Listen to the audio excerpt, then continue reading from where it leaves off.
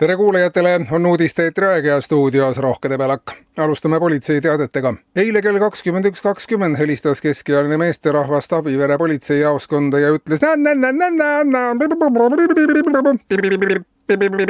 Politseil on helistajale palve tulla jaoskonda või tagasi helistada, sest muidu oli kõik arusaadav, aga teate see osa, kus see jäi natukene segaseks.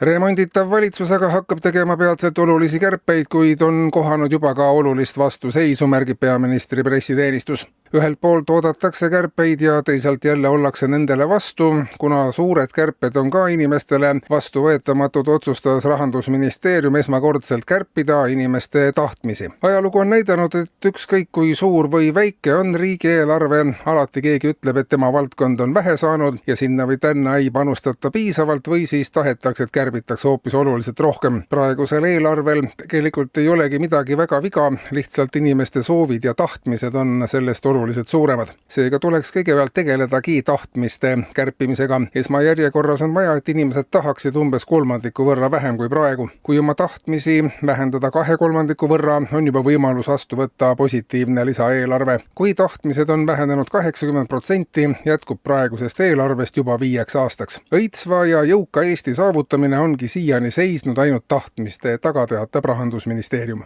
Ja veel positiivset. Valitsuse spetsialistid on pikaajalise uuringu teel teinud kindlaks vaesuse peamised põhjused. Tuginedes arvukatele vestlustele vaesusesse langenud inimestega võib pea 100% väita, et vaesuse otseseks põhjuseks on rahapuudus. Siiski suureneb allpool vaesuspiiri elavate inimeste hulk ja ministeeriumi sõnul on see ka üks probleemi lahenduseks. Kui inimene elab allpool vaesuspiiri, siis ta pole vaene. Kui talle aga toetusi maksta, siis ta hakkab vaesuspiirile altpoolt lähenema ja saabki vaeseks. Kui inimeste hoidmine ülevalpool vaesuspiiri ei ole riigile jõukohane, siis tuleb minna teist teed ja aidata inimestel püsida allpool vaesuspiiri. Seda saab aga teha seniste toetuste põhjaliku ümbervaatamise abil.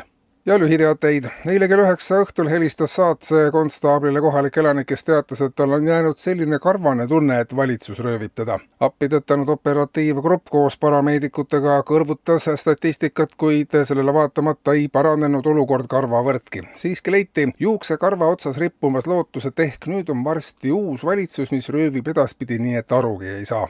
Ja tähtpäevi. Paides elav teise ärkamisaja tuntuim trompetist Paul Haarik saab täna 100-kiloseks. Ning Kehra taluniku Peeter Ühkeri siga jõuab homme küpsesse ikka. Mekivad Ants ja Aino perega ja töökaaslased Kiidjärvelt. Eetris olid uudised.